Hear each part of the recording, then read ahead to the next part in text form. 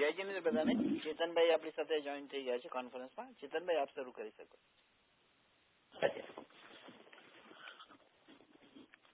ઓમ નમસ્તે નમસ્તે નમસ્તે નમો લોયેશો ત્રિકાળવર્તી અરહંતાણમ નમો લોયેશો ત્રિકાળવર્તી સીતાણમ નમો લોયેશો ત્રિકાળવર્તી અહિન્યાણમ નમો લોયેશો ત્રિકાળવર્તી ઉચ્ચાયણમ નમો લોયેશો ત્રિકાળવર્તી શવશામણમ ઓમકાર બિંદુ સંયુક્તમ નિત્યમ ધ્યાયંતિ યોગિનઃ કામદમ મોક્ષદમ ચેદ ઓમકારાય નમો નમઃ. મંગલમ ભગવાન વીરો મંગલમ ગૌતમો મુનિ મંગલમ કુંકુંદાર્યો જૈન ધર્મોસ્તુ મંગલમ સર્વમંગલ માંગલ્યમ સર્વ કલ્યાણકારકમ ગ્રાનમ સર્વધર્માણામ જૈનમ જયતુ શાસનમ નવ સમય સારાય સ્વાનુભૂત્યા ચકાશતે ચિત્ત સ્વભાવાય ભાવાય સ્વરૂભાવાંતરચિતે એકોમેશ સિદ્ધો પાગમાન દર્શન લખણો શેષામે બાહિરા ભાવા સદે સંયોગ લખણા મારો સુશાશ્વત એક દર્શન જ્ઞાન લક્ષણ જીવ છે. બાકી બધા સંયોગ લક્ષણ ભાવ મુજથી બાહ્ય છે. એક શુદ્ધ સદા રૂપી જ્ઞાન દર્શનમય કરે કઈ અન્ય તે મારું જરી પરમાણુ માત્ર નથી કરે. એ જાણતો અંત ને ગુણ દ્રવ્ય ને પર્યય પણ જીવ જાણે આત્મને કશું મોહ પામે લય કરે નથી. અપ્રમત કે પ્રમત નથી. જે એક વિનાયક ભાવ છે એ રીત શુદ્ધ કથા એને જે જ્ઞાત્ય તો તે છે.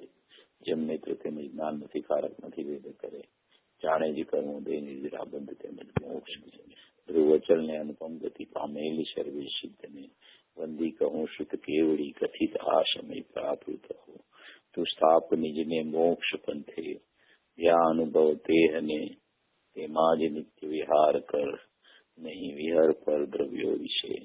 ઓમ શ્રી નમઃ આપણી ચર્ચા પૂજ્ય બેનશ્રી ની સ્વાનુભૂતિ દર્શનના બોલ 342 ઉપર ચાલે છે. ગયા રવિવારે જે આપણી લક્ષણ લક્ષની ચર્ચા ચાલેલી 342 નંબરમાં જે પ્રશ્ન પૂછવામાં આવ્યો છે, શ્રોતાએ પ્રશ્ન પૂછેલો છે. કહેવામાં આવે છે કે તું જ્ઞાન લક્ષણને શોધી કાઢ, પણ અમારી પાસે તો વર્તમાનમાં ઇન્દ્રિય જ્ઞાન જ છે, તો લક્ષણને કેવી રીતે શોધવું એવો પૂજ્ય બેનશ્રીને શ્રોતા દ્વારા પ્રશ્ન કરવામાં આવ્યો છે. એમાં બેનશ્રીનો ઉત્તરનો આપણે પેલા પેરેગ્રાફમાંથી થોડું ઘણું વાંચીને આપણે ચર્ચા કરેલી હતી. ફરીથી જરા હું વાંચું છું. પૂજ્ય બેનશ્રી એનો જવાબ આપે છે. શ્રોતાનો એવો પ્રશ્ન છે કે જ્ઞાનીઓ એમ કે છે કે જ્ઞાન લક્ષણને શોધી લે, કારણ કે જ્ઞાયક તો એને અત્યારે વર્તમાનમાં દેખાતો નથી. તો જ્ઞાન લક્ષણ પ્રગટ છે, તો જ્ઞાન લક્ષણને શોધી કાઢ. પણ શ્રોતા એમ કે છે કે અમારી પાસે તો અત્યારે વર્તમાનમાં ઇન્દ્રિય જ્ઞાન જ છે, તો એને કેવી રીતે જ્ઞાન લક્ષણને શોધવું. એટલે પ્રશ્ન ઉપરથી જ એવું ફલિત થાય છે કે એક જ્ઞાયક ભાવ છે, એક જ્ઞાયક ભાવનું જ્ઞાન લક્ષણ છે, અને એક વર્તમાનમાં ઇન્દ્રિય જ્ઞાન પણ છે. આવી ત્રણ વસ્તુ અત્યારે જીવ પાસે રહેલી છે. એમાં એને વર્તમાનમાં ઇન્દ્રિય જ્ઞાન જ છે, તો જ્ઞાન લક્ષણ ઇન્દ્રિય જ્ઞાન ને સદભાવમાં પણ જ્ઞાન લક્ષણ કેવી રીતે શોધવું એવો પ્રશ્ન છે. એ પ્રશ્નના અનુસંધાનમાં પૂજ્ય બેનશ્રી જવાબ આપે છે કે દ્રષ્ટિ તેને અંતરમાં મૂકવી પડે છે. પ્રશ્ન જ્ઞાનનો છે, પૂજ્ય બેનશ્રી દ્રષ્ટિથી જવાબ આપે છે. જ્ઞાન અને શ્રદ્ધાનો સુમેળ હોય છે હંમેશા. અત્યારે આ પ્રશ્નમાં એવી ચર્ચા છે કે જ્ઞાન એનું બહાર ભટકે છે ઇન્દ્રિય જ્ઞાન રૂપે, અને લક્ષણ એને દેખાતું નથી. લક્ષ તો અરૂપી વસ્તુ એને પકડમાં નથી આવી, લક્ષણ પણ એને દેખાતું નથી, અને બહિર્લક્ષી ઇન્દ્રિય જ્ઞાન છે એ અત્યારે એને ખ્યાલમાં આવી રહ્યું છે કે વર્તમાનમાં પરલક્ષે મારો જ્ઞાનનો વ્યાપાર ઇન્દ્રિય અને મનની સન્મુખ થઈ અને બહિર્મુખે વર્તી રહ્યો છે. ઇન્દ્રિય સન્મુખ થઈને જ્ઞેયોની સન્મુખ વર્તી રહ્યો છે, અને જ્ઞાનમાં જે વિકલ્પો ચાલે છે એ પણ ખરેખર વિકલ્પ ઇન્દ્રિય જ્ઞાન રૂપ હોવાથી એને ખરેખર ઇન્દ્રિય જ્ઞાન જ કહેવામાં આવે છે. તો પૂજ્ય બેનશ્રી એને દ્રષ્ટિથી જવાબ આપે છે. દરેક જીવ પાસે વર્તમાનમાં એક જ્ઞાન ચક્ષુ અને એક દર્શન ચક્ષુ, બે ચક્ષુ વાળો જીવ છે. જેમ બે શરીરમાં બે આંખ હોય છે એવી રીતે આત્મામાં બે ચક્ષુ છે. એક જ્ઞાન ચક્ષુ છે, એક દર્શન ચક્ષુ છે. આ બે ચક્ષુ ત્રિકાળ પણ છે અને વર્તમાન પણ છે. ત્રિકાળ એનું લક્ષણ છે, એને પણ દર્શન અને જ્ઞાન કહેવામાં આવે, અને વર્તમાન એનું જે ઉપયોગ લક્ષણ છે એને પણ દર્શન અને જ્ઞાન કહેવામાં આવે. આવી બે ચક્ષુ દરેક જીવ પાસે વર્તમાનમાં રહેલી છે. એમાં દર્શન એટલે ખરેખર અવલોકન છે, પણ ઘણી જગ્યાએ દર્શનના પેટાભેદ તરીકે શ્રદ્ધાને પણ લેવામાં આવે છે. એ પૂજ્ય બેલશ્રી કહે છે કે દ્રષ્ટિ તેને અંતરમાં મૂકવી પડે છે. અહીંયા શ્રદ્ધાથી ચર્ચા ચાલુ કરી છે. તારું જ્ઞાન ઇન્દ્રિયોની સન્મુખ થઈને ભલે બહાર ભમતું હોય, ઇન્દ્રિય જ્ઞાન ભલે હોય, પણ પોતે તો છે ને, પોતાનો નાશ કઈ થયો નથી ને, ઇન્દ્રિય જ્ઞાન કઈ અંદર પ્રવેશી ગયું નથી ને, પોતે માન્યતા કરી છે પણ પોતાના જ્ઞાનમાં પરદ્રવ્ય પ્રવેશી નથી ગયું ને, પોતાનું અસ્તિત્વ કઈ નાશ નથી થયું, પોતાના જ્ઞાનમાં એટલે પોતાના જ્ઞાયકમાં પરદ્રવ્ય પ્રવેશી નથી ગયું ને, પોતાનું અસ્તિત્વ કઈ નાશ નથી થયું.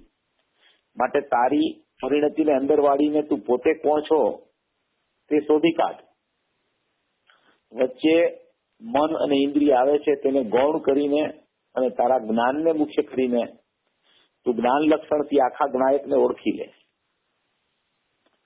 પેલા દ્રષ્ટિથી વાત કરે છે કે દ્રષ્ટિ અંતરમાં મૂકવી પડે છે. પછી જે બહિર્લક્ષી જ્ઞાન છે એની ચર્ચા ઉપાડી છે કે ભલે ઇન્દ્રિય જ્ઞાન રહ્યું, ઇન્દ્રિય જ્ઞાન હોવા છતાં પોતે તો અવિનાશી આત્મા રહી ગયો છે, એમને ઇન્દ્રિય જ્ઞાનનો પ્રવેશ કઈ આત્મામાં થયો નથી. ભલે મન અને ઇન્દ્રિય હોય પણ તો પણ તું તારી પરિણતિને અંદર વાળીને પોતે કોણ છો એ શોધી શકસ. એટલે એ બધી વાત કરતા કરતા કરતા પાછા તારા જ્ઞાનને મુખ્ય કરીને તું જ્ઞાન લક્ષણથી આખા જ્ઞાયકને ઓળખી લે. દ્રષ્ટિ અને જ્ઞાન બેયની વાત ઇન્દ્રિય જ્ઞાનના નિષેધ માટે કરવામાં આવે છે. ઇન્દ્રિય જ્ઞાન ઇઝ ઇક્વલ ટુ બહિર્લક્ષી જ્ઞાન. જ્ઞાન લક્ષણ એટલે કે સ્વાભાવિક ઉત્પાદરૂપ જ્ઞાન, અને દ્રષ્ટિ એટલે શ્રદ્ધાની અવ્યક્ત પર્યાય.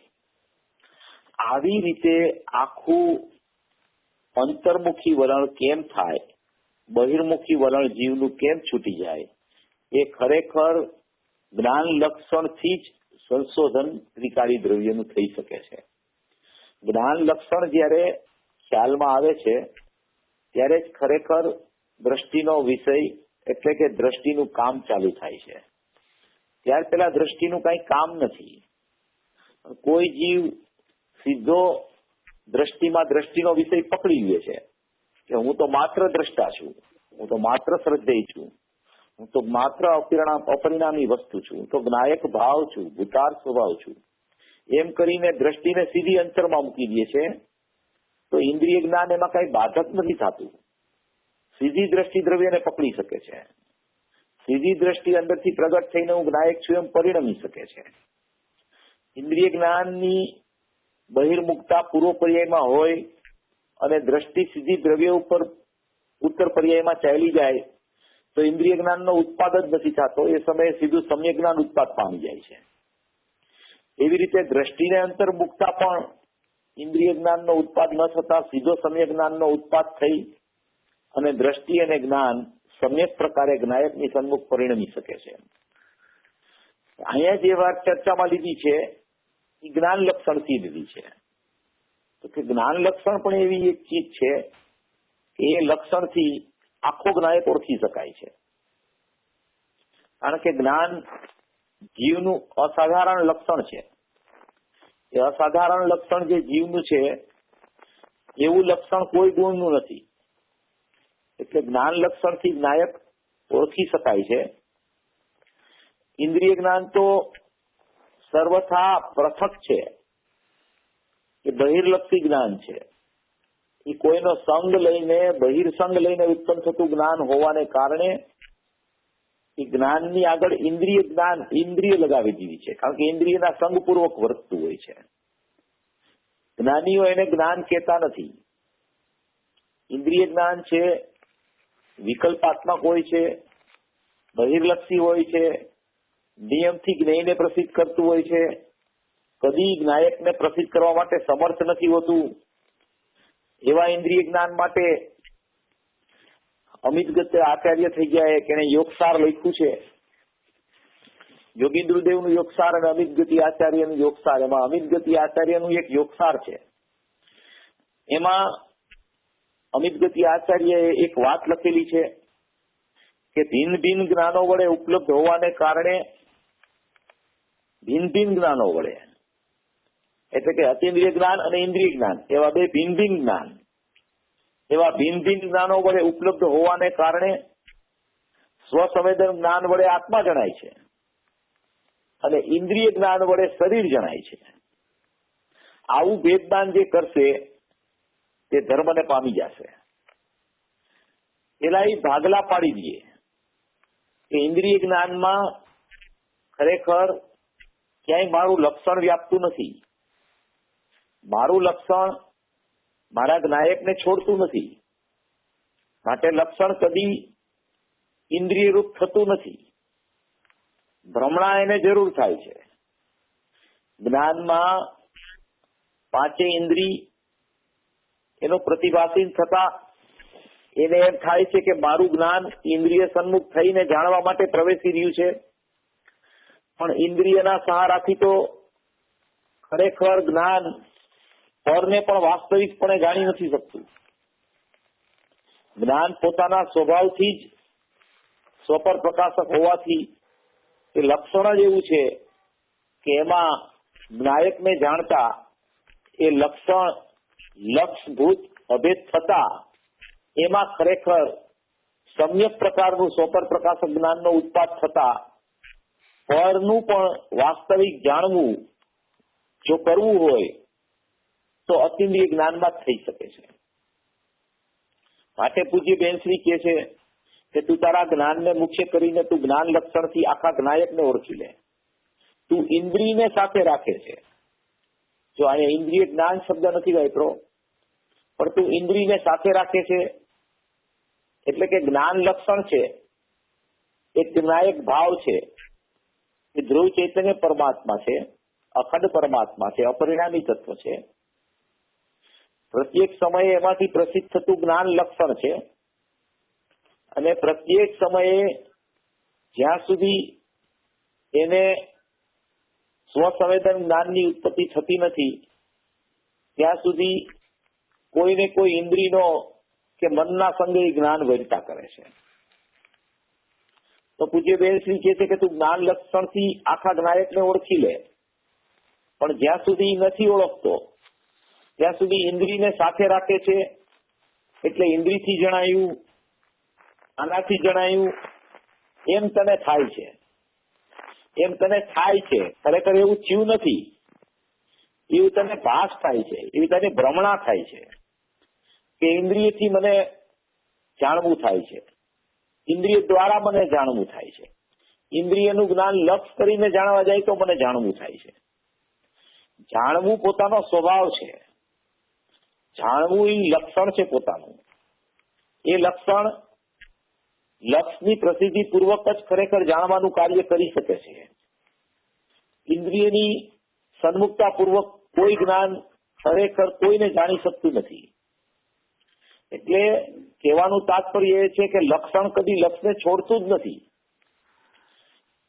પરનું જાણવું પણ જયારે થાય છે ત્યારે પણ એ લક્ષણે લક્ષની પ્રસિદ્ધિ ચાલુ રાખી અને જ ખરેખર પરનું જાણવું પણ એ જ્ઞાનમાં જ્ઞેયાકારો બનતા જ્ઞાનને જાણતા જ ખરેખર પરનું જ્ઞાન થાય છે. એટલે જ્ઞાનીઓ કહે છે કે ઇન્દ્રિયની તું સાથે રાખે છે એટલે ઇન્દ્રિયથી જણાયું, આનાથી જણાયું એમ તને થાય છે, પણ તને તારા જ્ઞાનથી જણાય છે. એ જ્ઞાન લક્ષણથી તારે અંદર જોવાનું છે. ઇન્દ્રિય સાથે હોય છે એટલે એમ કહેવાય છે કે ઇન્દ્રિય જ્ઞાનથી જાણ્યું, પણ તું અંદર દ્રષ્ટિ કર ને, તું પોતે જ છો. તું કઈ ખોવાઈ ગયો નથી, પોતે જ પોતાનું સાધન છે. બીજું સાધન શું હોય? પોતાનો કઈ નાશ થયો નથી. એમ કહેવા માંગે છે કે તારા જ્ઞાન લક્ષણમાં ખરેખર જ્ઞાનનું જ અસ્તિત્વ છે. જ્ઞાન લક્ષણમાં જ્ઞાનનું ખરેખર લક્ષણ એવું છે કે એમાં જ્ઞાનનું જ મટીરિયલ રહેલું છે. જ્ઞાનનું લક્ષણ એવું છે કે એમાં જાણવું જાણવું જાણવું જાણવું જાણવું પ્રત્યેક સમયે વર્તી રહ્યું છે. તો એવું જાણવું જાણવું જાણવું લક્ષણમાં ચોપર પ્રકાશકપણે સ્વપણે જ્ઞાયકનું જાણવું પણ વર્તી રહ્યું છે, અને પરના જાણવા માટે પણ જ્ઞાન લક્ષણમાં જ્ઞાનના જ જ્ઞેયાકારો બને છે. એવા જ્ઞાનને જાણતા જ પર કેવું છે એવું જાણવું એમાં વર્તી રહ્યું છે. તો ઇન્દ્રિયને તું શા માટે સાથે રાખી અને ઇન્દ્રિયથી જાણવું થયું એમ વિચારમાં લેસ? એવી મિથ્યા ભ્રમણા શા માટે કરસ? તારા સંયોગમાં ઇન્દ્રિય છે, તારા સંયોગમાં મન છે, પણ એ ઇન્દ્રિય અને મન એકાંતે જળ હોવાથી તે કદી જાણી શકતા નથી. અને ઇન્દ્રિયના લક્ષપૂર્વક પણ જ્ઞાન ખરેખર પરનું પણ જાણવું એમાં થતું નથી. ખરેખર જાણવું જ્ઞાનનો સ્વભાવ છે. માટે તું જ્ઞાન લક્ષણ છે એનો જો વિશ્વાસ કરીશ, પ્રત્યેક સમયે પ્રગટ થતું જ્ઞાન છે, જે જ્ઞાનમાં હિતહિતનો વિવેક થાય છે, જે જ્ઞાનમાં હે ઉપાદેય પણ થાય છે, એવું જ્ઞાન તારી પાસે મોજૂદ છે. અને એ જ્ઞાન લક્ષણ જ્ઞાયકથી કથનચિત અનન્ય હોવાથી તને જ્ઞાયક જ જણાઈ રહ્યો છે. એમ તું તારી દ્રષ્ટિને ફેરવી નાખ. એમ તું તારી શ્રદ્ધા કર કે મારા જ્ઞાનમાં જ્ઞાયક જ છે એટલે હું જ્ઞાયક જ છું. એવી શ્રદ્ધા કર. તું કઈ ખોવાઈ નથી ગયો, તું પોતે જ છો. પોતે જ પોતાનું સાધન છે, એટલે જ્ઞાન જ પોતાના જ્ઞાયકને પ્રસિદ્ધ કરવાનું સાધન છે. ઇન્દ્રિય જ્ઞાન પોતાના જ્ઞાયકને પ્રસિદ્ધ કરવાનું સાધન નથી. એમ કે છે તું પોતે જ છો એટલે કે તું જ્ઞાયક પોતે જ છો. તું કઈ ખોવાઈ ગયો નથી એટલે કે તારું અસ્તિત્વ ક્યાંય ચાલ્યું નથી ગયું. તું છો ત્યાં જ છો. પોતે જ પોતાનું સાધન છે એટલે જ્ઞાન જ જ્ઞાયકને પ્રસિદ્ધ કરવા માટેનું સાધન છે. બીજું સાધન શું હોય? એટલે ઇન્દ્રિય જ્ઞાન એનું સાધન નથી. એવી વાત છે કે વર્તમાનમાં ઇન્દ્રિયના સંગપૂર્વક જાણવું જ્ઞાનમાં પરલક્ષી વર્તી રહ્યું છે એવી માન્યતા ચાલે છે જીવની. ખરેખર ઇન્દ્રિયના સંગપૂર્વક ખરેખર જાણવું વાસ્તવિકપણે થતું જ નથી. 31મી ગાથામાં એમ કીધું કે દ્રવ્ય ઇન્દ્રિય, ભાવિન્દ્રિય અને ભાવિન્દ્રિયના વિષયો એને જીતવાનું કીધું કે એને જીતે એ જીતેન્દ્રિય જીન છે. તો દ્રવ્ય ઇન્દ્રિય શરીર પરિણામને પ્રાપ્ત, ભાવ ઇન્દ્રિય એક એક ઇન્દ્રિયનો વિષય કરીને ખંડ રૂપે વર્તતું ઇન્દ્રિય જ્ઞાન અને એના વિષયો એને જીતે એને જીતેન્દ્રિય જીન કહેવામાં આવે છે. હવે એને જીતવું કેવી રીતે? તો કે એને જીતવા માટે પણ તું જ્ઞાન લક્ષણને પેલામાં પેલા ઓળખ. જો જ્ઞાન લક્ષણને ઓળખીશ તો એ જ્ઞાન લક્ષણ છે ત્યાં જ જ્ઞાયક ભાવ વિદ્યમાન છે, ત્યાં જ જ્ઞાયક રહેલો છે, ત્યાં જ તારું અસ્તિત્વ છે, ત્યાં જ તું પોતે રહેલો છો. સ્વભાવ કદી સ્વભાવવાનને છોડતો નથી. સ્વભાવ કદી કોઈ પણ પ્રકારના અલક્ષને કે અસ્વભાવને પ્રગટ કરવા માટે સમર્થ નથી. પેલા લક્ષણનું તો લક્ષ કર કે મારું લક્ષણ આવું છે, પછી એ લક્ષણથી ત્રિકારી જ્ઞાયક લક્ષ છે એનું લક્ષ થશે. પેલા લક્ષણના લક્ષમાં આવ અને બહિર્લક્ષને છોડ કે ઇન્દ્રિયથી મને જણાતું જ નથી, ઇન્દ્રિય મારી છે જ નહીં, મનનો સંબંધ જ મેં કર્યો નથી, જ્ઞાયકનો સંબંધ જ જ્ઞાન લક્ષણે કદી છોડ્યો નથી, ઇન્દ્રિયનો સંબંધ કદી જ્ઞાન લક્ષણે કર્યો નથી. એવો તું પેલા તારી શ્રદ્ધામાં, તારી દ્રષ્ટિમાં, તારા વિશ્વાસમાં લે કે આ ભલે બહિર્લક્ષી ઇન્દ્રિય જ્ઞાન ચાલતું હોય એ સમયે મારા જ્ઞાન લક્ષણે મારા જ્ઞાયકને છોડ્યો નથી. એવી દ્રષ્ટિ તારે કરવાની છે. ત્યારે તને ખ્યાલ આવશે કે તું પોતે જ છો, તું કઈ ખોવાઈ નથી ગયો, પોતાનું સાધન પોતાની પાસે જ છે, બીજું સાધન કઈ મારી પાસે છે જ નહીં, ઇન્દ્રિય જ્ઞાન મારું સાધન નથી, પોતાનો કઈ નાશ થયો નથી કરી. એવી વાત કરી અને બેનશ્રી દ્રષ્ટિ અને જ્ઞાન લક્ષણની ચર્ચા કરી અને ઇન્દ્રિય જ્ઞાનનો નિષેધ કરી અને જ્ઞાન લક્ષણથી જ્ઞાયકની પ્રસિદ્ધ કરાવવા માટે દ્રષ્ટિ મૂકવાની ચર્ચા આ પેરેગ્રાફમાં કરે છે. હવે બીજા પેરેગ્રાફમાં પાછો મુમુક્ષુનો પ્રશ્ન છે. અહીંયા સત્તાની ચર્ચા આવી કે તું કાંઈ ખોવાઈ નથી ગયો, તું પોતે જ છો, પોતાનું સાધન છો, બીજું સાધન નથી, પોતાનો કાંઈ નાશ નથી થયો, પોતાની સત્તા એમને એમ રહી ગઈ છે વિદ્યમાનપણે. શ્રોતા એવો પ્રશ્ન કરે છે કે પોતાની સત્તા સ્વીકારતો કેમ નથી, પોતાની સત્તાને કેમ સ્વીકારતો નથી, એમ પ્રશ્ન કરે શ્રોતા. તું જે બેનશ્રી કે છે તું પોતે તારાથી જોવાનું કાર્ય કરી રહ્યો છે પણ તને જોતો નથી, એટલે તને એમ થાય છે કે મારે ઇન્દ્રિયથી આંખથી જોવાનું રહ્યું, મનથી વિચારવાનું રહ્યું, બીજું કાંઈ જોવાનું સાધન ન રહ્યું, પણ તું પોતે જ છો એ તારા ક્ષયોક્ષમ જ્ઞાનથી જણાય છે કે ઇન્દ્રિય તને ક્યાં જણાવે છે. તું તારા જ્ઞાનને તારા તરફ વાળ, તું પોતે જ તને જણાઈશ. આનાથી જણાય, ઇન્દ્રિયથી જણાય એમ શા માટે લક્ષ કરવું? તારું અસ્તિત્વ છે એને તું શોધી લે, જ્ઞાન લક્ષણથી જ્ઞાયકને ગોતી લે. તેમાં બહારના બધા આલંબનના સાધનો ગૌણ થઈ જાય છે, તે હોય છે પણ તું પોતાને મુખ્ય કરી લે. સાધનને ગૌણ કરવા તે તારા હાથની વાત છે. એક જ આ પેરેગ્રાફ પેલા પેરેગ્રાફમાં ચર્ચા આવી એ જ ચર્ચા આમાં છે કે તું તારા લક્ષણને શોધી લે, તું તારા સાધનને શોધી લે, તારા અસ્તિત્વને તું શોધી લે, જ્ઞાન લક્ષણથી જ્ઞાયકને ગોતી લે. હવે આ બધું જ્ઞાનીઓ કહે છે, પણ જીવને શું છે કે એક તો એને એક જાણવાનો ક્ષયોક્ષમ અનાદિથી વર્તે છે. એ જાણવાનો ક્ષયોક્ષમ છે, એ જાણવાનો બહિર્લક્ષી જાણવાનો ક્ષયોક્ષમ છે, એને ઇન્દ્રિય જ્ઞાન કહેવામાં આવે છે અને એને જ્ઞાતા બુદ્ધિ કહેવામાં આવે છે. જ્ઞાતા બુદ્ધિ પરનું જાણવું, પરનું જાણવું, પરનું એકાંતે જાણવું, આ મને પર જ જણાય છે, હું પરને જ જાણું છું, એવું એકાંતે પર સન્મુખતા વાળું ઇન્દ્રિય જ્ઞાન અનાદિથી એને એના ક્ષયોક્ષમ જ્ઞાનમાં વર્તી રહ્યું છે. આવું જે અનાદિથી પરને જાણવું એને ચાલ્યા કરે છે એકાંતે, સ્વને છોડીને, સ્વને સાથે રાખીને સ્વપૂર્વક જો પરનું જાણવું થતું હોય તો એ સ્વપર પ્રકાશક જ્ઞાન છે અને એમાં સ્વ અને પર બે આવ્યા માટે એને વ્યવહાર કહેવામાં આવે છે. પણ એકાંતે જો એ પરનું જાણવું જેને ચાલુ રહેતું હોય તો એને ખરેખર ઇન્દ્રિય જ્ઞાન, મિથ્યા જ્ઞાન, અજ્ઞાન કહેવામાં આવે છે. સ્વપર પ્રકાશક સ્વભાવ હોવા છતાં સ્વનું જાણવું જ્યાં સુધી નથી થતું ત્યાં સુધી એ સ્વપર પ્રકાશકમાં એકાંતે જ્યાં સુધી પરનું જાણવું ઇન્દ્રિયના લક્ષપૂર્વક ચાલ્યા કરે છે તો એ જ્ઞાનને જ્ઞાનીઓ ઇન્દ્રિય જ્ઞાન, મિથ્યા જ્ઞાન, બહિર્લક્ષી જ્ઞાન, એક તરફી જ્ઞાન, અજ્ઞાન ભાવ એમ કે છે. એવો અજ્ઞાન ભાવ અનાદિથી જીવને પરને જાણવાના લોભમાં વર્તી રહ્યો છે, એટલે એને સ્વનું જાણવાનું પ્રત્યેક સમયે ચૂકાઈ જાય છે. આ ઇન્દ્રિય જ્ઞાન છે એ ખરેખર મોહની ઉત્પત્તિનું કારણ છે. મોહને જીતવા માટે પણ ખરેખર પેલા ઇન્દ્રિય જ્ઞાનને જીતવું પડે છે. જ્યાં સુધી ઇન્દ્રિય જ્ઞાનની જીત નથી થતી ત્યાં સુધી ખરેખર મોહ જીતાતો નથી. મોહ નામનો જે કસાય છે એ કસાયને જીતવા માટે પણ પેલા ઇન્દ્રિય જ્ઞાન જે છે એટલે કે બહિર્લક્ષી જ્ઞાન છે એ જ્ઞાનમાં મને આત્મા જ જણાય છે અને મને વાસ્તવિક ખરેખર પર જણાતું જ નથી.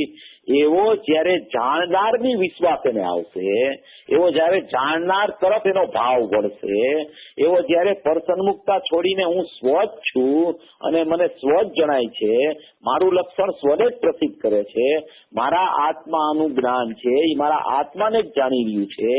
આત્માનું જ્ઞાન હોય તો એ આત્માને ન જાણે એવું બની જ ન શકે. પરને જાણવા જે જાય છે મારું જ્ઞાન એકાંતે, એ ખરેખર મારું જ્ઞાન જ નથી, એ ઇન્દ્રિય જ્ઞાન છે, બહિર્લક્ષી જ્ઞાન છે.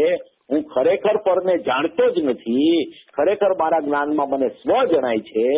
એવો જ્યારે એને અંતરથી ભાવ ઉગશે ત્યારે આ ઇન્દ્રિય જ્ઞાન ક્ષણ માત્ર માટે રોકાઈ જશે અને અતિન્દ્રિય જ્ઞાનનો જન્મ થઈ જશે. કારણ શું છે કે પર છે ને પર, એ પર દેખાય છે, પર્યાય તો એને દેખાતી નથી. અત્યારે આ વિષય આપણે કદાચ પેલા લીધો પણ હશે. પર છે એ પર તો એને અત્યારે દેખાય છે, પર્યાય એને દેખાતી નથી.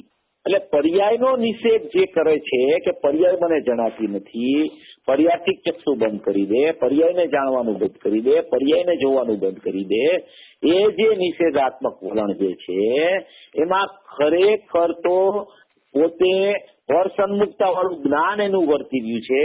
એમાં જયારે એ પરને જાણવાનો, એકાંતે પરને જાણવાનો જયારે નિષેધ જ્યાં સુધી નથી આવતો જીવને, ત્યાં સુધી એનું જ્ઞાન પરથી વ્યાવૃત થઈને સ્વ તરફ કદી વળી શકતું નથી. ભલે લક્ષણ એનું મોજૂદ હોય, ભલે લક્ષણમાં લક્ષ વિદ્યમાન હોય, એ લક્ષણમાં લક્ષ વિદ્યમાન છે એ જ્ઞાનીઓ કહે છે, જ્ઞાનીને અનુભવ થઈ ગયો છે, જ્ઞાની લક્ષણમાં લક્ષને શોધી લીધું છે. પણ અજ્ઞાનીને અત્યારે લક્ષણની ખબર નથી, અજ્ઞાનીને અત્યારે લક્ષની ખબર નથી. તો અજ્ઞાની પાસે એકાંતે બહિર્લક્ષી ઇન્દ્રિય જ્ઞાન જે છે, જે આ શ્રોતાનો પ્રશ્ન આવ્યો છે કે વર્તમાન ઇન્દ્રિય જ્ઞાન વર્તી રહ્યું છે, તો એ જીવે કેવી રીતે પ્રયોગ ચાલુ કરવો, એ જીવે કેવી રીતે સ્વ તરફ વળવું, એ જીવે કેવી રીતે લક્ષણને ઓળખવું, એ જીવે કેવી રીતે લક્ષ તરફ લક્ષણને લઈ જવું. તો એ જીવ માટે એક જ રસ્તો છે કે એ જીવને જે ઇન્દ્રિય જ્ઞાનમાં પરસન્મુખતા દેખાય છે, તો નિયમથી પરને જાણતા રાગ દ્વેષ મોહની ઉત્પત્તિ થાય છે. પરને જાણે ત્યાં જ એને એકત્વ બુદ્ધિ પર સાથે થઈ જાય છે, ત્યાં જ એને મમત્વ ભાવ ચાલે છે, ત્યાં જ એને કર્તૃત્વ ચાલુ થઈ જાય છે, ત્યાં જ એને ભોગતૃત્વ ચાલુ થાય છે. પરને જાણે છે, પરને જાણવા એકાંતે જાય છે, એટલે અહીંયા ફેરવવાની બુદ્ધિ ચાલુ થઈ જાય છે. એને પરને જાણવા જાય છે ત્યાં જ સ્વને જાણવું ચૂકાઈ જાય છે, પરને જાણવા જાય છે ત્યાં જ લક્ષણથી ચ્યુત થઈ જાય છે. માટે એકાંતે જે જીવ ઇન્દ્રિયોની સન્મુખ થઈ અને પરનું જાણવું કરી રહ્યો છે, એને જ્ઞાનીઓ એમ કે છે કે પ્રથમમાં પ્રથમ તું પરને જાણવાનો લોભ છોડી દે, પરનું જાણવું તું બંધ કરી દે. હું સ્વને જ જાણું છું, મારું જ્ઞાન લક્ષણ જ્ઞાયકનું હોવાથી એ જ્ઞાનમાં જ્ઞાયક જ જણાઈ રહ્યો છે, એ જ્ઞાનમાં જ્ઞાયક કદી છૂટતો જ નથી. એવું મારું લક્ષણ છે પ્રગટ, અને એ લક્ષણ કદી લક્ષને પ્રસિદ્ધ કર્યા વગર રહેતું નથી. પ્રત્યેક લક્ષણનો ઉત્પાદ લક્ષને પ્રસિદ્ધ કરીને ખરેખર વ્યય થાય છે. માટે હું પરને ખરેખર જાણતો જ નથી, મને ખરેખર જાણનારો જ જણાય છે, મને જ્ઞાયક જ જણાય છે, મને એકાંતે સ્વ જણાય છે. એવો હું અકર્તા સ્વભાવી આત્માને જ જાણી રહ્યો છું. એમ તારું વલણ તું પેલામાં પેલા ફેરવવાનો પુરુષાર્થ કર. કારણ કે તને અત્યારે લક્ષણની ખબર નથી, તને અત્યારે લક્ષનો અનુભવ જ્ઞાનના એક સમયના લક્ષણમાં પરોક્ષપણે અનુભૂતિ ચાલુ હોવા છતાં તને એની ખબર નથી. તને અત્યારે દેખાય છે શું? તને અત્યારે પર દેખાય છે તારા જ્ઞાનમાં, ઇન્દ્રિયના માધ્યમથી તને પર દેખાય છે. તો ઇન્દ્રિયના માધ્યમથી જે પર દેખાય છે, તો એ અનાદિથી તું એવી રીતે રુચિકર થઈ અને પરની સન્મુખતા કરી રહ્યો છો. તો નિષેધ કર ત્યાં પરને જાણવાનો કે મારું જ્ઞાન છે એ જ્ઞાન ઇન્દ્રિયોની સંગે વર્તીને પરને જાણતું જ નથી. મારું જ્ઞાન મારા જ્ઞાયકને છોડતું જ નથી. હું પરને જાણતો જ નથી, હું જ્ઞાયકને જ જાણું છું. એવું પ્રથમમાં પ્રથમ નિષેધાત્મક વલણ જ્યાં સુધી તું જ્ઞાનને બહિર્મુખ જતું અટકાવીશ નહીં, ત્યાં સુધી તારું જ્ઞાન સ્વ તરફ વળી નહીં શકે. એકાંતે પર સન્મુખતા વાળું જ્ઞાન જીવને અત્યારે વર્તી રહ્યું હોય, જે અજ્ઞાની જીવને, એને પેલામાં પેલો પર સન્મુખતાનો પરને જાણવાનો નિષેધ કરવો પડશે.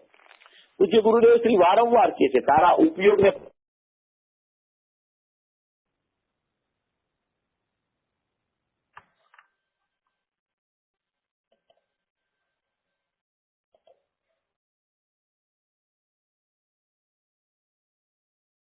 હેલો, હા ડ્રોપ થઈ ગયા લાગે છે. તુષારભાઈ લઈ આવો છો?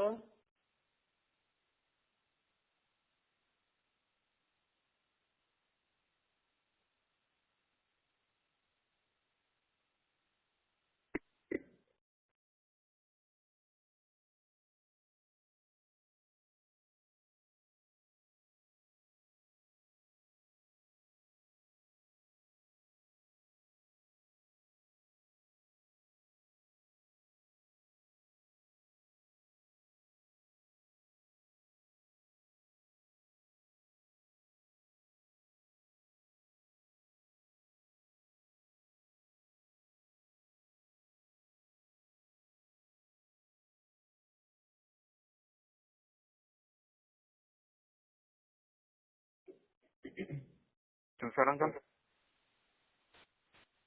આઈ ગેસ તુષાર અંકલ લેવા ગયા છે ને? એક જ મિનિટ લેવા આવ્યો, મારે આપણે ડિસ્કનેક્ટ થઈ ગયું છે, એક જ સેકન્ડ હું લઈ આવું છું. હા હા ઓકે.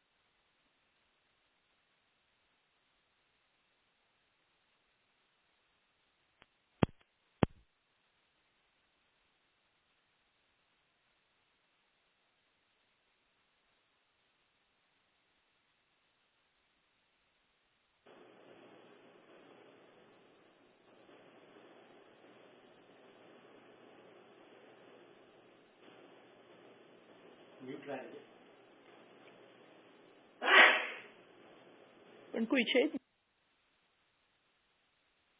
બધા છે એ લેવા ગયા છે.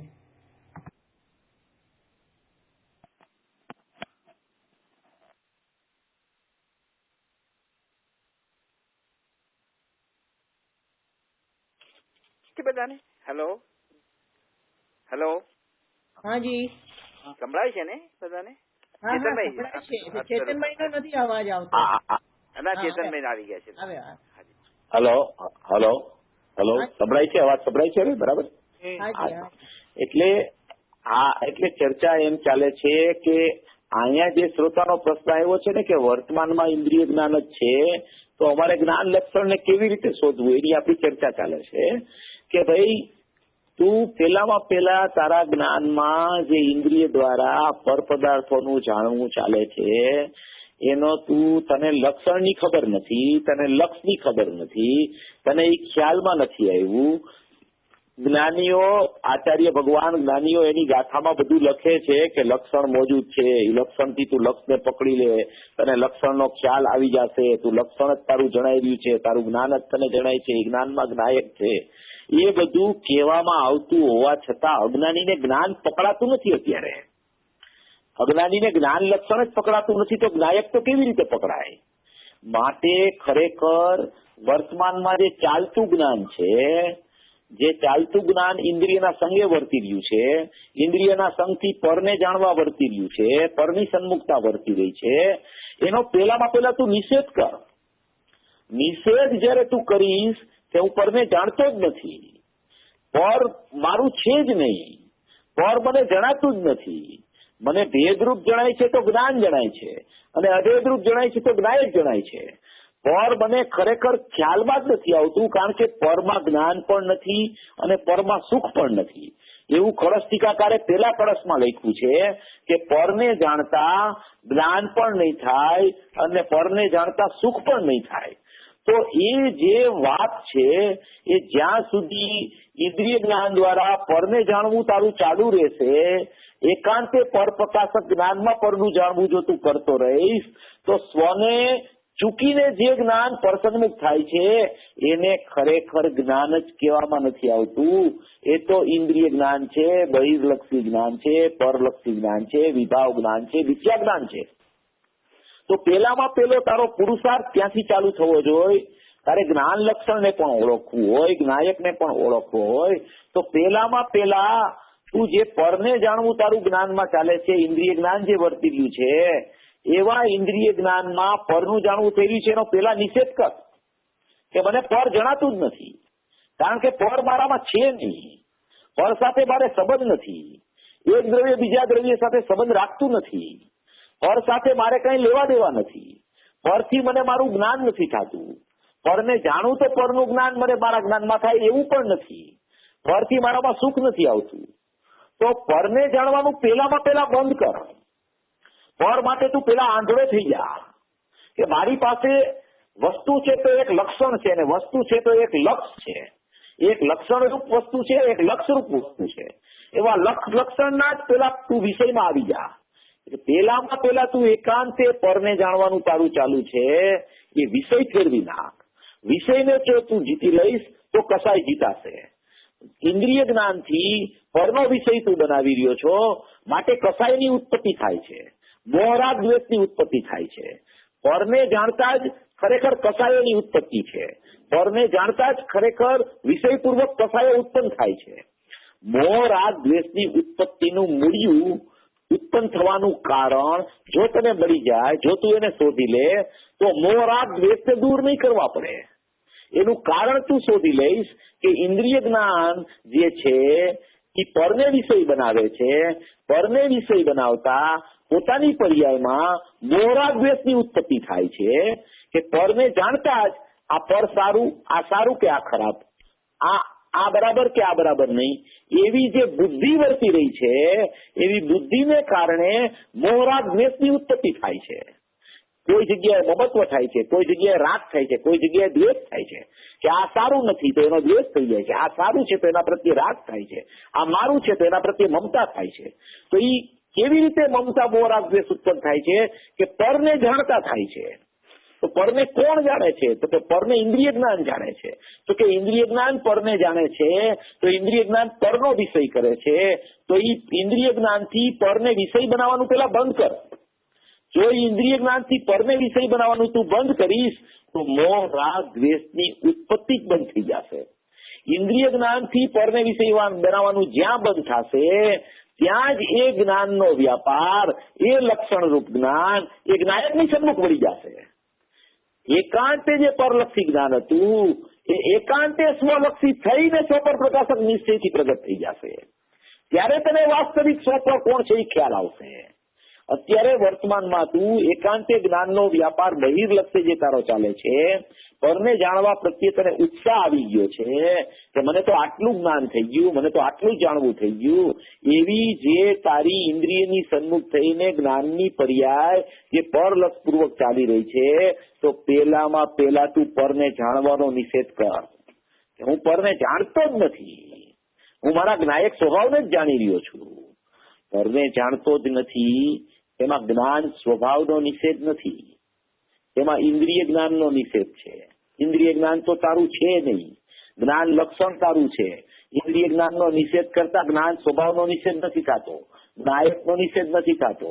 જ્ઞાન સ્વભાવમાં તો જ્ઞાયક જણાઈ રહ્યો છે એવું આચાર્ય ભગવાનનું વચન છે અને એ જ્ઞાયક જણાઈ રહ્યો છે એવું જાણતા જે વાસ્તવિક અતિન્દ્રિય જ્ઞાન સ્વપર પ્રકાશક પ્રગટ થાય એમાં ખરેખર સ્વપરનું યથાર્થ જાણવું થાય છે.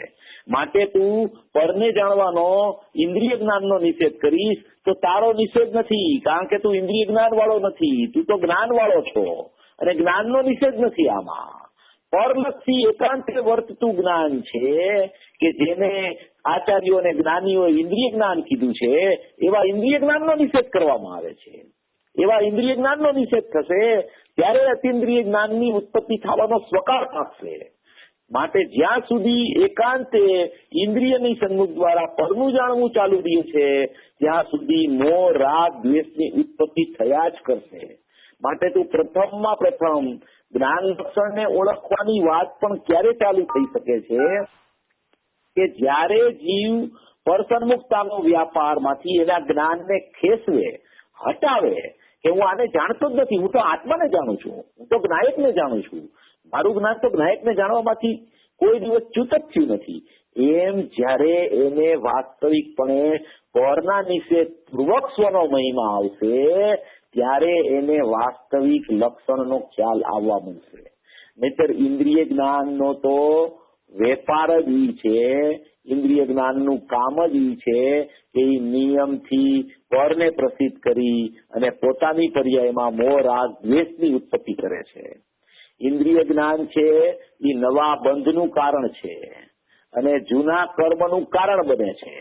એ નવો બંધ એનાથી થાય છે અને જૂના કર્મ ઉદયમાં આવતા એમાં ઇન્દ્રિય જ્ઞાન જોડાય છે તો નવા બંધનું કારણ બને છે.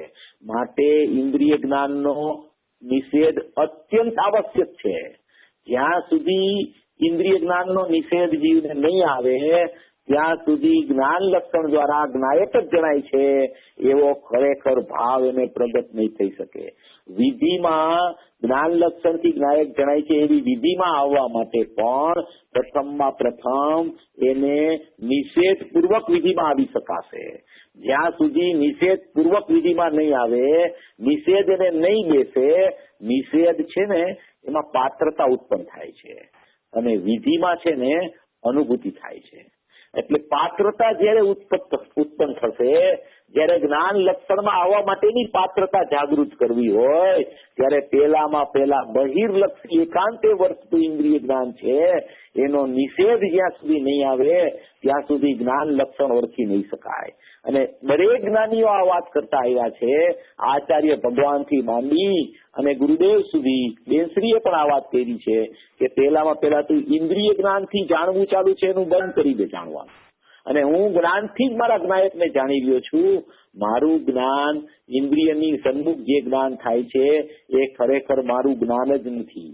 જે જ્ઞાન મારા જ્ઞાયકને છોડે છે એને અમે જ્ઞાન કહેતા નથી, કારણ કે એકાંતે પરની પ્રસિદ્ધિ કરે છે, માટે એને અમે જ્ઞાન ખરેખર કહેતા નથી. પંચાધ્યાયમાં આનો બહુ વિષય આવ્યો છે કે ઇન્દ્રિય જ્ઞાનનું લક્ષ છોડી દે, ઇન્દ્રિય જ્ઞાન પરની પ્રસિદ્ધિ કરે છે, ઇન્દ્રિય જ્ઞાન મોરાગ દ્વેષની ઉત્પત્તિ કરે છે. એ એકાંતે બંધનું કારણ છે. માટે ઇન્દ્રિયથી જાણવા માટે સન્મુખતાપૂર્વક જે જ્ઞાન પરને જાણવા માટે પ્રસિદ્ધિ કરી રહ્યું છે પરની, એનો પેલામાં પેલા નિષેધ કર અને મને જ્ઞાન જ જણાય છે એ મારું જ્ઞાન લક્ષણ છે. અને એ જ્ઞાન લક્ષણમાં જ્ઞાયક ભાવ પ્રતિષ્ઠિત છે એવો જ્યાં સુધી નિષેધ પૂર્વક લક્ષણમાં નહીં આવે અને એ લક્ષણમાં ત્યારે જ એને ખરેખર લક્ષની સંશોધન વૃત્તિ ચાલશે કે જ્યારે પેલા એકાંતે પર પ્રકાશક પૂર્વક ઇન્દ્રિયના લક્ષ પૂર્વક જ્ઞાન પરને જાણવાનું બંધ નહીં કરે ત્યાં સુધી એને લક્ષણની ઓળખાણ નહીં થઈ શકે. કારણ કે અત્યારે એનું જ્ઞાન છે ને એ ઇન્દ્રિયની સન્મુખ વર્તી રહ્યું છે, એટલે એને એમ જ થાય છે કે આ અત્યારે ઇન્દ્રિય અને જ્ઞાન છે ને બે એક થઈ ગયા છે. એને એનો ભેદ નથી પડ્યો, એને એનું ભેદ જ્ઞાન નથી થયું. ઇન્દ્રિય પૃથક છે અને જ્ઞાન પૃથક છે એવી સત્તાનો એને સ્વીકાર નથી આવ્યો. એકાંતે ઇન્દ્રિય સન્મુખ જ્ઞાન વર્તી રહ્યું છે, કારણ કે ઇન્દ્રિય ન હોય તો વાંચી નથી શકતો, ઇન્દ્રિય ન હોય તો સાંભળી નથી શકતો, ઇન્દ્રિય ન હોય તો સૂંઘી નથી શકતો, ઇન્દ્રિય ન હોય તો રસ નથી આવતો એને. એમ એને ઇન્દ્રિય જ્ઞાનમાં એકત્વ બુદ્ધિ ચાલી રહી છે. ખરેખર જ્ઞાનનો સ્વભાવ જાણવું છે અને એ કોઈ ઇન્દ્રિયના માધ્યમથી ચાખતો નથી, જોતો નથી, જાણતો નથી, એને સાંભળતો નથી, સૂંઘતો નથી, એવું કોઈ ઇન્દ્રિયના માધ્યમથી કરતો જ નથી. એ તો એના અતિન્દ્રિય રસ પૂર્વક છે ને રસ લે છે, અતિન્દ્રિય જ્ઞાન પૂર્વક જાણે છે. એ જ્ઞાનમાં જાણવું એનો સ્વભાવ છે, એના દ્વારા એનું જાણવું વર્તી રહ્યું છે. આવો એક ઇન્દ્રિય જ્ઞાનના નિષેધ પૂર્વક જયારે એને જ્ઞાન ખ્યાલમાં આવશે ત્યારે જ એ જ્ઞાન લક્ષણ ઓળખાશે અને ત્યારે જ એ જ્ઞાન લક્ષણથી નાયકની પ્રસિદ્ધિ થશે. આવી એક વાત આમાં છુપાયેલી છે. એટલે એકાંતે પરને જાણવાનો જે લોભ વર્તી રહ્યો છે, એકાંતે જ્ઞાન જે પરની સન્મુખ થઈ અને ઇન્દ્રિય જ્ઞાન પ્રગટ કરી રહ્યું છે, એ ઇન્દ્રિય જ્ઞાનને જીતતા જ મોહ રાગ દ્વેષ જીતાય છે. ઇન્દ્રિય જ્ઞાન પરને વિષય બનાવે છે ત્યાં સુધી એ વિષય પૂર્વક કસાય મોહ રાગ દ્વેષના ઉત્પન્ન થાય છે. અને એ કસાયને જીતવા માટે પેલામાં પેલા ઇન્દ્રિય જ્ઞાનને જીતવું પડે છે. ઇન્દ્રિય જ્ઞાનને જીતવા માટે હું પરને જાણતો જ નથી, મને જ્ઞાનમાં જ્ઞાયક જ જણાય છે, એમ પેલા નિષેધ કરશે તો એ જ્ઞાનમાં આવશે. જ્ઞાનમાં આવશે તો જ્ઞાન અને જ્ઞાયક કથનથી અનન્ય હોવાથી લક્ષણ લક્ષનો ભેદ છૂટી અને જ્ઞાયક અનુભવમાં આવી જશે. આવી અપૂર્વ વાત બેનશ્રી આ બોલમાં કહેવા માંગે છે. તો કોઈને કઈ પ્રશ્ન હોય તો કરી શકે છે. હાજી, બહુ સરસ. Thank you Chetanbhai. અને આપણી પાસે એકાદ બે પ્રશ્નનો ટાઈમ છે, તો જો કોઈને પ્રશ્ન હોય તો પ્લીઝ પૂછીએ. ચેતનભાઈ, જય જિનેન્દ્ર. હા, જય જિનેન્દ્ર. આપે જે નિષેધની વાત કરી, પરલક્ષી જ્ઞાન ઇન્દ્રિય જ્ઞાનના નિષેધની, એ નિષેધ બે પ્રકારે છે ને. પહેલા તો વિકલ્પાત્મક નિષેધ કરે છે ને પોતાના શ્રદ્ધાપૂર્વક. હા હા, એકદમ પેલા વિકલ્પાત્મક નિષેધ હોય છે. અને પ્રશ્ન શું છે એમાં તમારો? એટલે એને પછી એ નિર્વિકલ્પ થાય છે ને. એટલે નિર્વિકલ્પ દશામાં તેને પણ જાણવું થાય છે કે આ ઇન્દ્રિય જ્ઞાન તે જ્ઞાન નથી.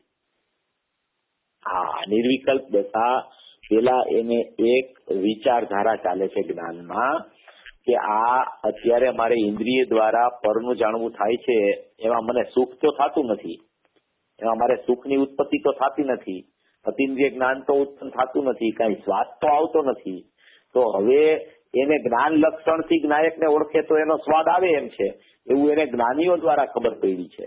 અત્યારે વર્તમાનમાં જ્ઞાન લક્ષણ પ્રગટ હોવા છતાં એનું જ્ઞાન બહિર્લક્ષે વર્તી રહ્યું હોવાથી, ઇન્દ્રિયની સન્મુખ વર્તી રહ્યું હોવાથી એને ખરેખર જ્ઞાન લક્ષણ પકડાતું નથી. એટલે જ્ઞાન લક્ષણને પકડવા માટે પેલામાં પેલા એને ઇન્દ્રિય સન્મુખ જતું જે જ્ઞાન છે એનો વેપાર છે, એ વેપારનો નિષેધ કરવો પડશે. એનો નિષેધ કરશે તો એને ખ્યાલ આવશે કે ઓહો, અત્યાર સુધી હું આ ઇન્દ્રિયની સન્મુખતા પૂર્વક જે પરસન્મુખ વર્તી રહ્યો હતો, ખરેખર તો ઇન્દ્રિયની સન્મુખ થઈને વર્તે છે એ જ્ઞાન મારું છે જ નહીં, અને એ ઇન્દ્રિય જ્ઞાન છે એ તો એકાંતે દુઃખનું કારણ છે. મને તો મારું જ્ઞાન લક્ષણ છે, એ જ્ઞાન લક્ષણ ખરેખર જ્યાં સુધી જ્ઞાયકની સન્મુખ થઈને નહીં વર્તે ત્યાં સુધી તો મને અનુભવ નહીં થાય, આનંદ નહીં આવે, સુખ નહીં આવે. એવું પેલા વિકલ્પાત્મક દશામાં એને એક વિચારધારા ચાલુ થાય છે. આવી વિચારધારા ચાલુ થતા એ વિચારધારા આગળ વધે છે. ફરી ઇન્દ્રિય દ્વારા પરનું જાણવું એને ચાલ્યા કરે છે, પણ ફરી વિચારધારા દ્રઢ થતા એક સમય એવો આવે છે કે ત્યાંથી એનો ઉપયોગ ઇન્દ્રિયની સન્મુખતાથી વ્યાવૃત થઈ જાય છે. એ વ્યાવૃત થઈ અને એ જ્ઞાનનો ઉપયોગ છે એ લક્ષણ દ્વારા એ લક્ષ્યને પ્રસિદ્ધ કરવા તરફ પ્રયાણ કરે છે. આ વિચારધારામાં પેલા ગોઠવાય છે જ્ઞાનમાં, અને એ ગોઠવાતા એને પરસન્મુખતા છૂટી અને સસન્મુખતા ચાલુ થઈ જાય છે. આવી એક વિધિ છે, નિષેધ પૂર્વકની વિધિ ચાલુ થાય છે. એટલે ઇન્દ્રિય જ્ઞાન છે એ હકીકતમાં તો જ્ઞાન જ છે, પણ પોતાની માન્યતામાં એમ માને છે કે જ્ઞેયથી મને જ્ઞાન થયું, ઇન્દ્રિયથી મને જ્ઞાન થયું, એ પણ જ્ઞાન જ છે. એ ખરેખર ઇન્દ્રિય જ્ઞાન જે કહેવામાં આવે છે ને એ ખરેખર જ્ઞાન નથી. જ્ઞાન તે જ જ્ઞાન છે. ઇન્દ્રિય જ્ઞાન શબ્દ જ સૂચવે છે કે એ જ્ઞાને ઇન્દ્રિયનો સહારો લીધો છે, અને એ સહારા વાળું જ્ઞાન છે, ઇન્દ્રિયના સહારા વાળું, એને જ્ઞાન કહેવામાં નથી આવતું. એકાંતે અજ્ઞાન છે, એકાંતે બહિર્લક્ષી જ્ઞાન છે, એકાંતે પરસન્મુખ વર્તતું જ્ઞાન છે, માટે એ જ્ઞાનને જ્ઞાન કહેવામાં નથી આવતું. ભલે એમ કહો છો તમે, તમારી વાત સમજો હું, કે છે તો જ્ઞાન, પણ જ્ઞાને ઇન્દ્રિયનો સહારો લીધો છે એટલે એને ઇન્દ્રિય જ્ઞાન કહેવામાં આવે છે. પણ એ સહારો જે ઇન્દ્રિયનો લીધો છે એટલે જ એનું નામ ઇન્દ્રિય જ્ઞાન પડ્યું છે. એટલે એને ઇન્દ્રિય જ્ઞાન જયારે તમે કહો ત્યારે એમાં ખરેખર જ્ઞાન આત્માનું જ્ઞાન છે, એનો કોઈ અંશ છે જ નહીં એમાં, કારણ કે ઇન્દ્રિયની સન્મુખ થઈ ગયું જ્ઞાન, એટલે એ બહિર્લક્ષી થઈ ગયું, વિપરીત જ્ઞાન થઈ ગયું, મિથ્યા જ્ઞાન થઈ ગયું, અજ્ઞાન થઈ ગયું. જ્ઞાનનું અજ્ઞાનત્વ થઈ ગયું છે, જ્ઞાનનું મિથ્યા જ્ઞાન થઈ ગયું છે. પ્રગટ જ્ઞાન થાય છે, પણ એ જ્ઞાન ઇન્દ્રિયનો સહારો લીધો તો જ્ઞાનનું જ્ઞાનત્વ છોડીને જ્ઞાનનું અજ્ઞાનત્વ કરી નાખ્યું છે. એટલે સહારો લીધો એટલે એમ કે એનાથી જ જ્ઞાન થાય છે એવી એની ખોટી માન્યતા, બરાબર? હા, એ માન્યતા જ કહેવાય. એ માન્યતાનો જ દોષ છે બધો. પણ માન્યતાનો દોષ છે, એ માન્યતાના દોષમાં પણ અત્યારે જ્ઞાને સંગ કર્યો છે ને ઇન્દ્રિયનો, એટલે એ જ્ઞાનની સ્વતંત્ર ભૂલ છે. માન્યતાનો દોષ જુદો અને જ્ઞાનની સ્વતંત્ર ભૂલ જુદી છે. કારણ કે જ્ઞાન સંગ કરે છે ને ઇન્દ્રિયનો, તો જ્ઞાને સંગ ઇન્દ્રિયનો કર્યો તો એનો મતલબ એમ થયો કે જ્ઞાને જ્ઞાયકનો સંગ છોડ્યો. કારણ કે જ્ઞાન એકનો જ સંગ કરી શકે, બેનો સંગ ન કરી શકે. જો એકનો ઇન્દ્રિયનો સંગ લીધો એને, એનો વ્યાપાર ઇન્દ્રિય સન્મુખ થઈને ચાલુ કર્યો, એટલે એને જ્ઞાયકની સન્મુખનો એનો સંગ છોડી દીધો છે. એ છોડી દીધો ત્યારે જ ઇન્દ્રિયનો સંગ થાય છે. એ સંગ ન છોડે તો ઇન્દ્રિયનો સંગ થાય જ નહીં. માટે જ્ઞાનનો સ્વતંત્ર દોષ છે. એ સ્વતંત્ર દોષ છે, એમાં એની માન્યતા ભળે છે કે જો મને આ ઇન્દ્રિય દ્વારા જણાવું, જો મને આ પદ દ્વારા જ્ઞાન થયું, જો મને આ જ્ઞેય દ્વારા જ્ઞાન થયું, એની માન્યતા છે. પણ એ જ્ઞાને દોષ પોતે સ્વતંત્ર કર્યો છે, ઇન્દ્રિયોની સન્મુખતા કરી દે. એ પણ એ જ્ઞાનનો પોતાનો સ્વતંત્ર દોષ છે. બહુ સરસ, very good, thank you. Chetanbhai, આમાં આપણે એમ કહી શકીએ જેવી રીતે જ્ઞાકારમાં જ્ઞેયકૃત અશુદ્ધતા નથી, એ જ્ઞાનાકાર છે, એવી રીતે આમાં ઇન્દ્રિયકૃત અશુદ્ધતા નથી, પણ ઇન્દ્રિયનો સહારો લઈને જે માન્યતામાં આવી રહ્યું છે. હા, બરાબર છે, બરાબર છે. હા, એટલે ઇન્દ્રિયકૃત અશુદ્ધતા જ્ઞાનમાં નથી આવતી, પણ ઇન્દ્રિયનો એને સહારો લીધો છે ને, ઇન્દ્રિયની સન્મુખ થઈ અને ઇન્દ્રિય દ્વારા પરને જાણવાનો વ્યાપાર ચાલુ કર્યો છે. કોઈ પણ જ્ઞાનનો પ્રગટ ઉત્પાદ ઇન્દ્રિયની સન્મુખ થઈ અને પરને જાણવા માટે પ્રવૃત્તિશીલ થાય તો એને ઇન્દ્રિય જ્ઞાન કહેવામાં આવે છે. માટે એ ઇન્દ્રિય જ્ઞાન છે એ દુઃખનું કારણ છે.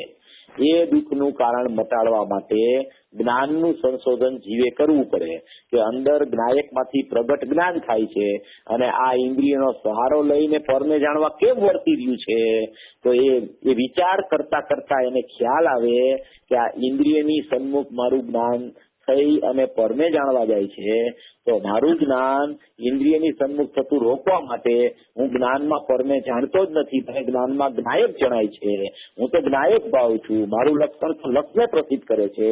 એમ ઇન્દ્રિયથી અને પરથી વ્યાવૃત થઈને જયારે જ્ઞાનનો ઉપયોગ સ્વ તરફ પડે છે પુરુષાર્થ પૂર્વક, આમાં પુરુષાર્થ છે મોટો, આ કઈ સાધારણ વાત નથી. અનાદિનો અપરિચિત છે જીવ જ્ઞાયકથી અને લક્ષણથી, અને અનાદિનો ઇન્દ્રિયથી ને પરથી પરિચિત છે. માટે આ પુરુષાર્થનું કામ છે.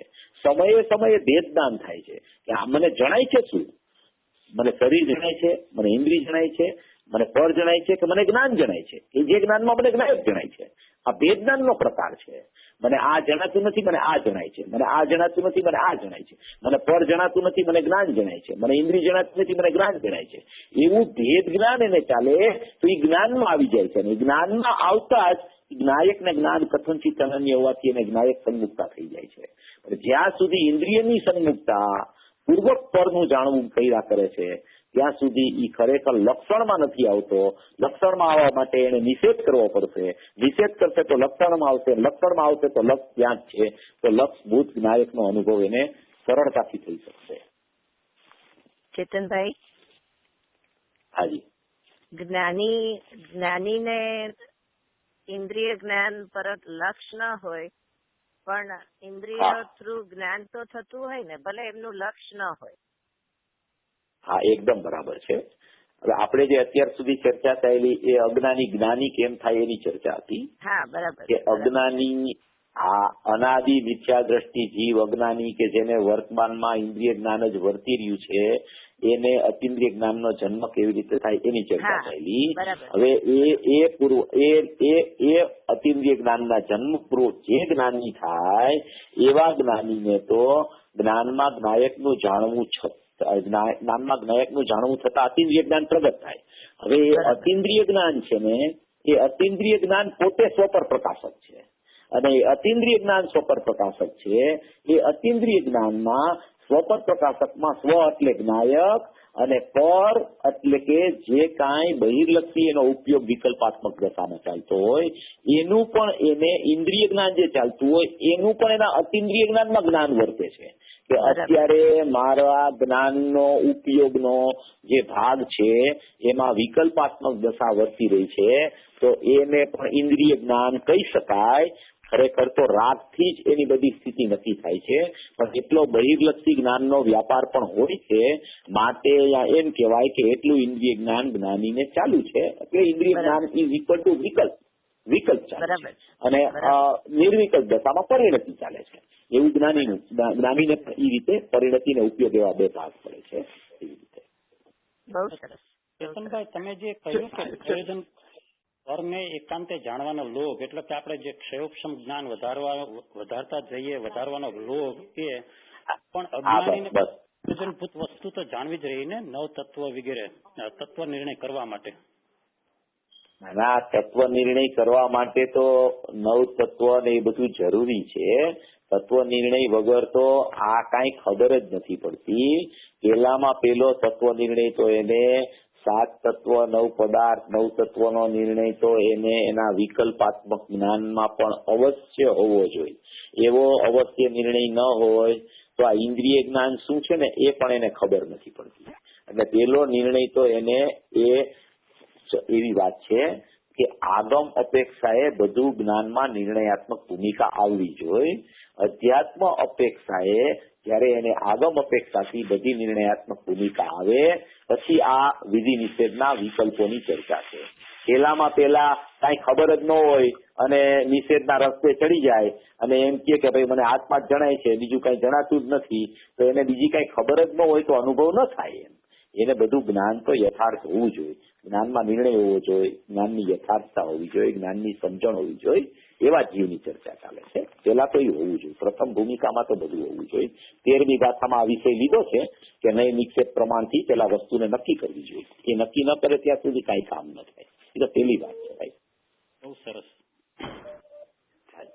Thank you Chetanbhai.